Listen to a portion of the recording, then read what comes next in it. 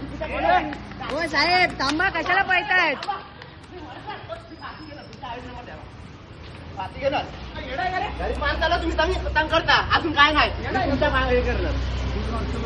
यांच्या number plate नाही, गायब आहे. वाहतुकीच्या नियमांचं उल्लंघन केल्यावर वाहतूक पोलीस कशा प्रकारे कारवाई करतात हे तुम्ही पाहिलंच असेल. मात्र ठाण्यात वेगळंच चित्र पाहायला मिळालं. थेट वाहतूक पोलिसांशीच एक तरुण भिडला. ही घटना ठाण्यातील अंबिका नगरची आहे. एका विद्यार्थ्यानं वाहतूक पोलीस दलातील 2 अधिकाऱ्यांच्या दुचाकीचा पाठलाग करत त्यांना रोखलं.